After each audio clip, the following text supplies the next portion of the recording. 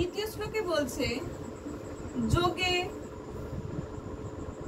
আরুদ্র হতে ইচ্ছুক এরূপ মননশীল যোগীর পক্ষে কর্তব্য কর্ম করাই হলো কারণ, এবং সেই যোগারূপ মানুষের শান্তি হচ্ছে পরমাত্মার প্রাপ্তির কারণ। তাহলে দেখো, যারা কর্ম করছে, কর্মযোগ যে বলছে, যারা কর্ম করছে, কর্মযোগ বলছে ফলের আশা ত্যাগ করে দিছে, তারা কর্তব্য কর্ম করছে। এবার তাদের তো একটা তো চাওয়া থাকবে, এই কর্মের প্রতি না থাকুক কিন্তু একটা তো উদ্দেশ্য থাকবে তাদের সেই কর্ম করার। তাদের সেই কর্ম করার উদ্দেশ্য হচ্ছে পরমেশ্বর ভগবানকে প্রাপ্তি করা। সেই যে আমি একটা কাজ করছি, সেই কাজ করে ওর ফলের কামনা করছি তা থাকে না। তারা নিজেদের কর্তব্য করে, কর্ম করে, আর তারা কি করে, নিজেদের ফলের আশা ত্যাগ করে সে কর্মে, আর পরমেশ্বর ভগবানের উদ্দেশ্যে তারা সমস্ত কর্তব্য কর্ম। তাদের এটাই প্রাপ্তি হচ্ছে তাদের জীবনের মূল্য, সেটাই হচ্ছে তাদের শান্তি। তো কি বলছে চতুর্থ শ্লোকে বলছে, তিনি যখন ইন্দ্রিয় ভোগ বা কর্মে আসক্ত হন না, তখন সেই সর্বসংকল্প ত্যাগী ব্যক্তিকে যোগারূপ বলে অভিহিত করা হয়। বলছে তাকেই বলা হয়,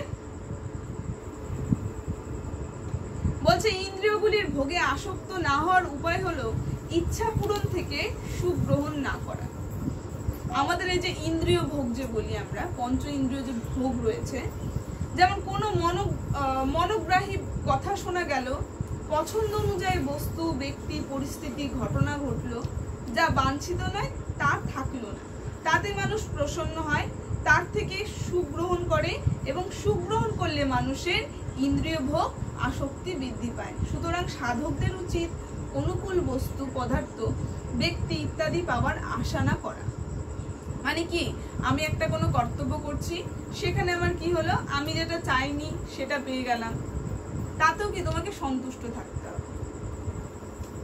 আবার পেয়ে গেলে তুমি খুব আনন্দ পাচ্ছ, সেটাও রাখা যাবে না। মানে কাকে বলা হয় কর্ম আর কি, কর্মের ফল ত্যাগ। মানে তার স্বভাব এরকম থাকবে, সুখে তার যেরকম আচরণ ঠিক দুঃখেও সেরকম আচরণ থাকবে।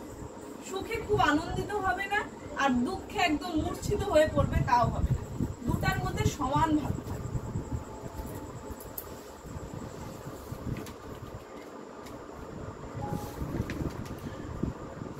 পঞ্চম শ্লোকে বলছে নিজের দ্বারা নিজেকে উদ্ধার করতে হবে, নিজের পতন যেন না করা হয়, কারণ নিজেই নিজের বন্ধু, নিজেই নিজের শত্রু। দেখো কি সুন্দর কথা বলছে।